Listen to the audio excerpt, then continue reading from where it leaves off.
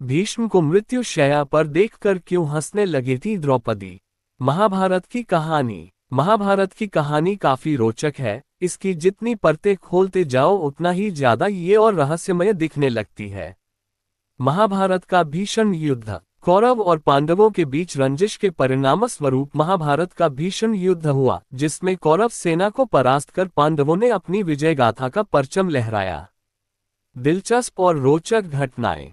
महाभारत की कहानी में कई दिलचस्प और रोचक घटनाएं मौजूद हैं, जैसे द्रौपदी का 5 भाइयों के साथ विवाह, इस विवाह की शर्त और नियम। इसके अलावा अर्जुन और कृष्ण का संबंध, आजीवन विवाह न करने की प्रतिज्ञा लेने के बाद देवव्रत को भीष्म की उपाधि मिलना, पांचाली का चीरहरण आदि। रहस्य से परिपूर्ण। इन सभी के अलावा महाभारत में कुछ ऐसी घटनाएं घटित हुई जो दिलचस्प से ज्यादा रहस्य से परिपूर्ण है, जैसे शकुनी का प्रतिशोध, भीष्म को मिला इच्छा मृत्यु का वरदान, शांतनु का गंगा से विवाह, अंबा का श्राप और शिखंडी का जीवन आदि। कहानी। जिन लोगों ने महाभारत की कहानी को सुना या पढ़ा है वे बहुत हद तक इन रहस्यों से रूबरू होंगे, लेकिन आज जो कहानी हम आपको सुनाने जा रहे हैं उससे ज्यादा लोग अवगत नहीं होंगे। भीष्म की मौत। महाभारत का युद्ध अपने अंतिम चरण पर था। अंबा की वो प्रतिज्ञा पूरी हो गई थी जिसके अनुसार वह भीष्म की मौत का कारण बनना चाहती थी। शिखंडी के रूप में अपने पुनर्जन्म में उसने ये प्रतिज्ञा पूरी कर ली थी।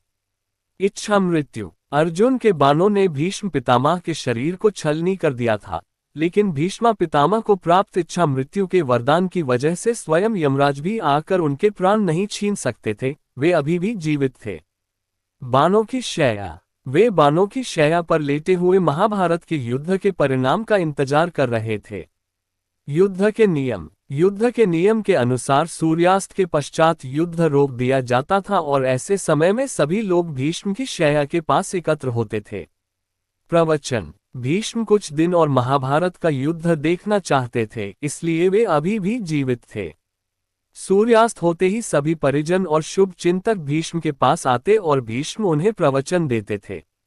गंभीर माहौल। ऐसे ही एक शाम भीष्म प्रवचन दे रहे थे और सभी उन्हें बड़े ध्यान से सुन रहे थे, लेकिन सन्नाटे और गंभीर माहौल के बीच द्रौपदी अचानक से हंसने लगी।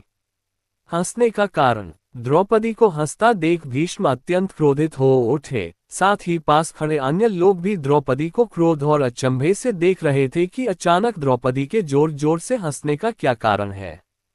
पांचाल नरेश की पुत्री। भीष्म ने क्रोध में आकर द्रौपदी से कहा, तुम पांचाल नरेश की पुत्री और हस्तिनापुर की वधू हो, तुम सम्माननीय परिवार से संबंध रखती हो, इस तरह हंसना तुम्हें शोभा नहीं देता।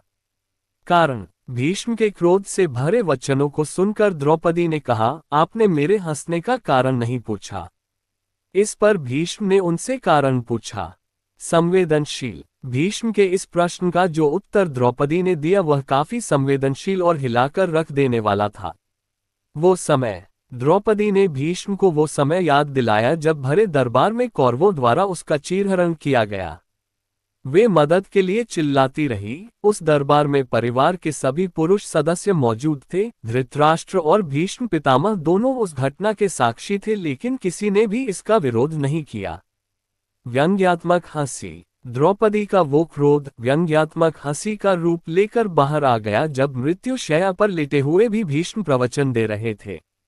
चीरहरण। उन्होंने भीष्म से कहा, जब मेरा चीरहरण हो रहा था तब तो आपके मुख से एक शब्द भी नहीं निकला था, आज आप दर्द में रहते हुए भी प्रवचन दे रहे हैं। गलती का एहसास। भीष्म को अपनी गलती का एहसास हुआ। उन्होंने द्रौपदी से क्षमा मांगते हुए चुप्पी ना तोड़ने का कारण भी बताया। धृतराष्ट्र और दुर्योधन। भीष्म ने कहा, उस समय मैं कौरवों का दिया हुआ अन्न खा रहा था और जिसका अन्न खाते हैं उसका विरोध करना सही नहीं होता। धृतराष्ट्र और दुर्योधन जैसे अधर्मी लोगों के अन्न ने मेरी जिह्वा को बांध लिया था, इसलिए मैं विरोध कर पाने में असमर्थ था।